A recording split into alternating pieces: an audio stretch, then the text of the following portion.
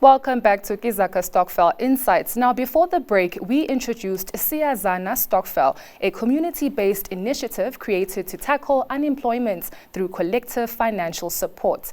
Our resident expert, Thabiso Masurubele, joins us to explore how Stokvels like Siyazana can structure their savings, create job opportunities, and build sustainable partnerships to maximize their impact. Thabiso, thank you very much for joining us. Now, looking at Siyazana, their mission is to tackle unemployment. This is understandable. But how do you advise them to structure their saving plans? Because it seems like they are struggling with this with some of their members. Yeah, thanks for having me again, Nonto. I think it's useful to note, just to go back a bit in history, to say Stokvels were actually at the beginning of it.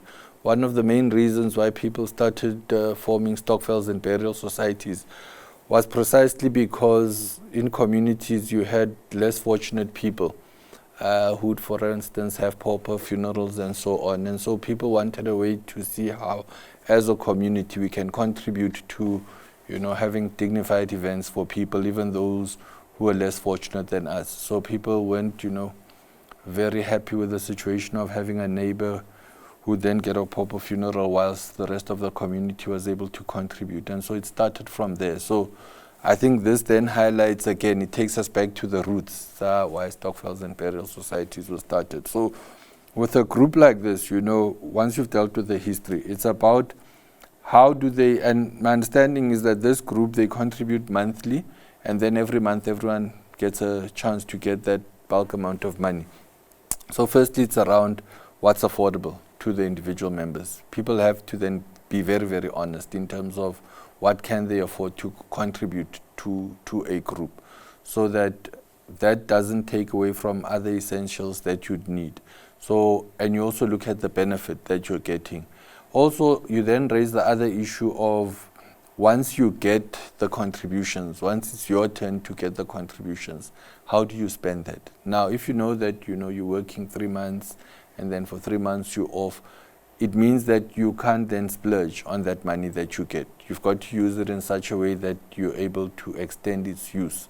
So you maybe have to use it gradually. So you then may have to make sure that you cover all your basic needs that you want, but you not only cover them for that month and start spending on things that you can't afford, but you make sure that you plan for those months that you can't have. And I know, they raise that saving is very difficult. In order to save, you have to have something.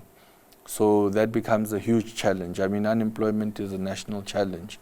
So one of the things that we encourage people to do is to say, with the resources that they have, there's actually options that you can look at. So for instance, within the community, with the bulk amount of money that you're getting, what are the possibilities with starting, low entry businesses, fat cakes,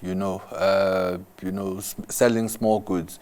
Those are the things that people can start looking at. How do we as a community, within our community, what are the things that, the very few people who are employed, what are their needs?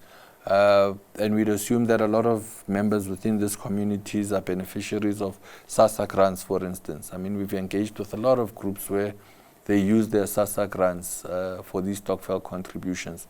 So there are quite a few things that you can discuss with a group like this, with the understanding that, unemployment is high, resources are low, but with those low resources, it's not about being despondent and saying nothing can happen. It's to say, where are the opportunities? I mean, and they've clearly stated that they don't want the next generation to be in the same situation.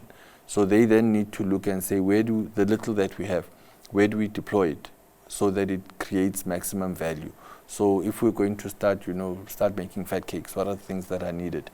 You can get a pan, deep fry a pan, you get flour, you get the things that you need to kickstart that business. And then that addresses the issue of unemployment as well. You then begin to employ, the children of the members of the group as the business would grow. Where are the opportunities? So with groups like these, the one thing that they do have going for them is the will. They've identified that there's a problem, yes, unemployment and, no resources and so on. But they also want to get ahead, and they don't want the next generation to be in a similar position. So based on that passion and that need to want to change their lives for the better, there are things that can be done. 10 members, 500 Rand per month. Is their premium appropriate right now? I would say it's not. But again, things to consider is that if you're contributing 500, what are the benefits? You know, so for us, we always say, what are you looking to get? Remember, we say first identify what you want to get out of this thing, and then work backwards to see if it's feasible. So if you say you're wanting to get, and I'm going to, you know, instead of looking at this group in particular, I'm going to look at it broadly again. To say, as a group, we might come together and say, you know, we want to get a benefit of 20,000 Rand each in every month, you know, and then you work it back and you say, for you, because there are 20 of you, if you work it back, this is the amount that you have to contribute every month. Does that amount, you know, agree? Does your budget, your pocket, agree with that amount? And if that's not the case, you then have to go back and revisit the benefit that you had identified. Because I think the easiest thing that happens with people is that we want the greatest benefit at the lowest cost.